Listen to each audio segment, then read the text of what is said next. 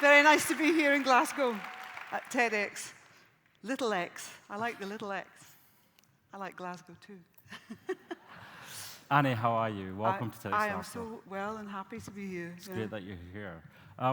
So throughout your career, your voice has inspired millions of people around the world. And the past 2 decades, you've used your voice as an activist. Can you just explain a little bit about how the activism started? Yeah. I've always been an activist in my blood cells.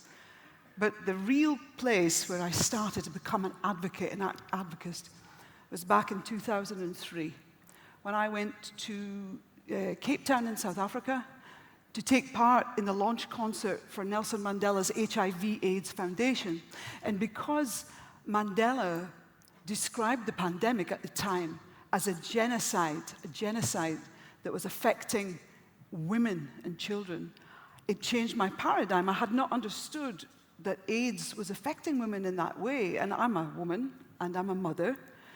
And that was the opening to the activism, because, you know, through 46664, they took the artists to hospitals, to clinics, to townships, to people's homes. I saw the face of AIDS and how it was affecting women and children. And it was devastating. And I decided I must do something to contribute to that. So 46664 engaged me and other organizations, and I went to Africa on various trips. And, you know, it started from then. And that was like, 13 years ago. More than that, 15 years ago. What a start. Your goal is to amplify and advocate global feminism. And we've got a short video here just to give an overview.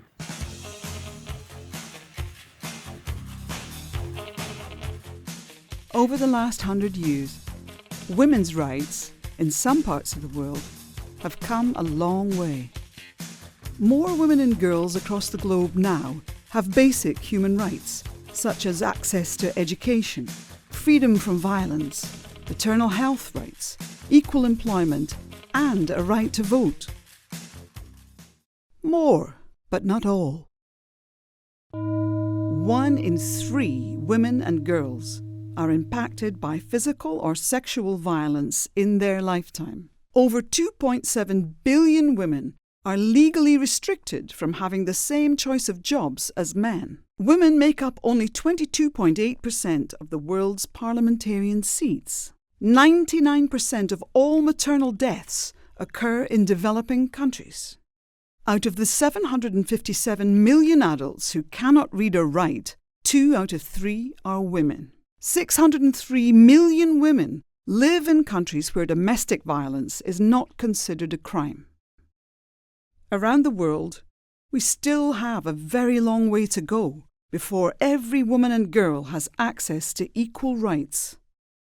That is why we stand together as global feminists.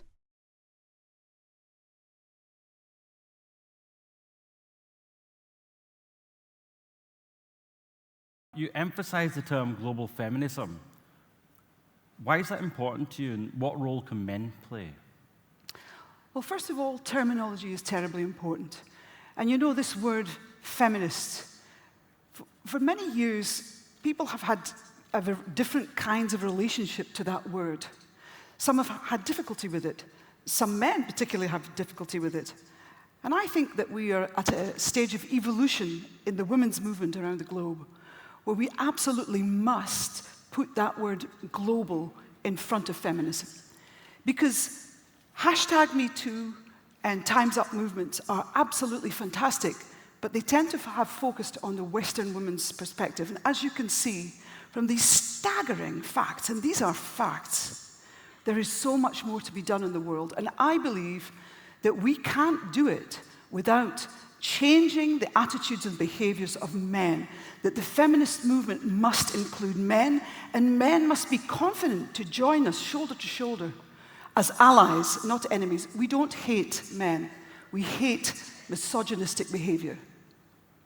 And do you have some examples of your work with global feminism? Well, global feminism has been happening for many, many years. There are thousands of organizations that do global feminist work, And there are millions of people, individuals, who do extraordinary things.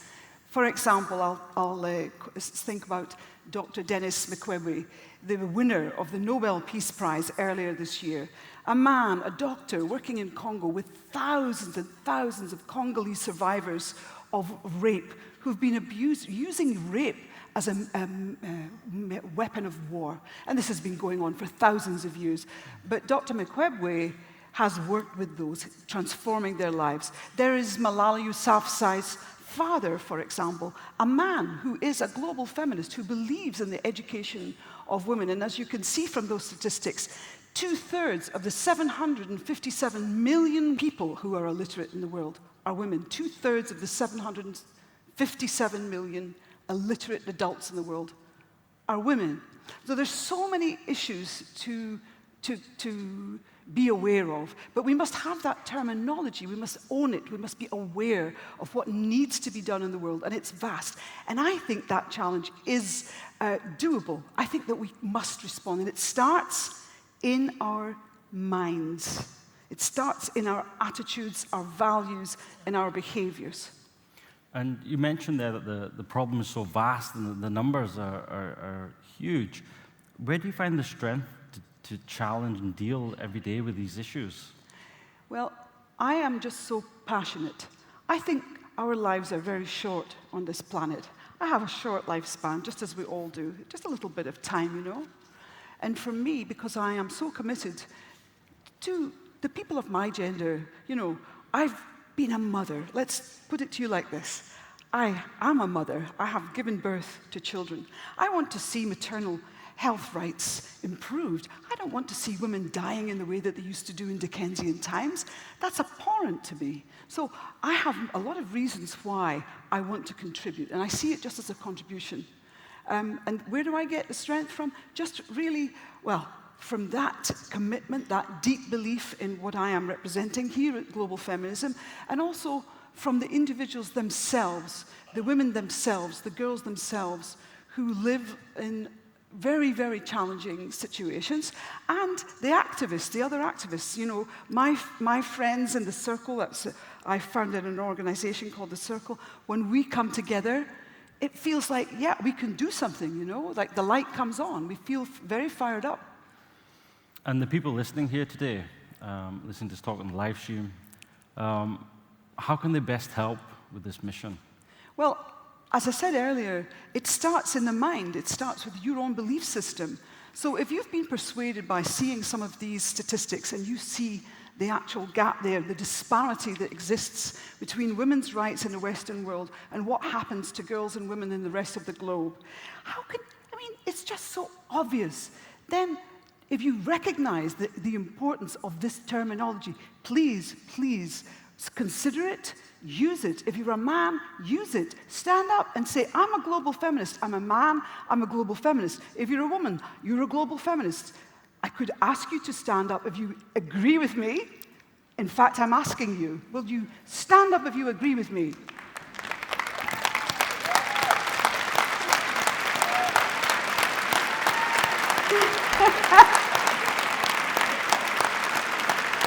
You standing up there. A few sitting down, but mainly most standing up. Thank you. Thank you. I'm standing up too. Yeah, we'll both stand up. Why not? Should we sit down again? Where would you like, today, you know, everyone stood up and everyone sees themselves as a global feminist, men and women, boys and girls in the audience. In a year's time or in 5 years' time, where would you like to be? You know, this is not a club that you join. This is not something that you have to be a member of. You don't have to pay for this. It's just about believing. And, you know, it's about change of attitude. So what I would like to see is that term, global feminism, I'd like to see it in the zeitgeist. I'd like to see people using it in the way that people now use feminism in a far more comfortable way. We were struggling with the term far more a few years ago, but over time, and the young generation coming up, they don't have any problem with using that term, feminism. So what I'm saying is put global feminism out into the zeitgeist so that everybody can use it and everybody can identify with what it means. And are you seeing that more and more in the missions that you're doing? I'm always looking to the younger generation, because I think they're the ones that really have a handle on it. I think that life is changing all the time. Sometimes we evolve for the better, and sometimes not so much. But the thing is, what are you going to make in your life? Where is your purpose? Where are your sets of values? What would the world look like if the women were given empowerment, were given access to education, were not living in fear of the most appalling violence? Like, if you go to certain countries, violence is so off the scale, gender-based violence. The world would be a fantastic, different place. It would be transformative. And the young girls being brought up, they would have a chance for education. Because why? Because men and women had said, you must have an education, that you have a right to it. We all sitting here have all been able to go to school. That's a given for us in our Western countries. But if you go to Africa, India, the Far East, South America, these countries where people are living in abject poverty, there's no hope. There's no hope to get out of poverty. It's generational. We must see, the world must change its views towards girls and women and giving them empowerment. And we in the West must understand what it means. It's nothing to be afraid of. It's something we can all be part of. And just to conclude, do you find your activism more campaigning for policy change, or do you find it more persuading person by person through your work? Well, first of all, I'm being an activist here, and I wanted to remember to thank you for doing this, because this platform today is so important, not just to the people that have come in the theatre, but to everybody that is listening, to your furthest reach. I'm sending out this message via TEDx, and it's so vital that you have a platform here, that I am able to use it, and everyone else that comes here. So thank you so much for that. I look for opportunities. They come to me. I either go and talk, I either talk to the public, or I perform and raise money because people need funding, and I will do that. I'm constantly involved in this thing, and I've been doing it for the last 15 years, and I probably will go on doing it until I can't do it anymore. And it's a contribution. That's all it is. Anna, you make Scotland proud. You're a wonderful role model for all of us. I just want to say thank you so much for coming here and talking so openly. Thank you. Thank you. Thank you so much.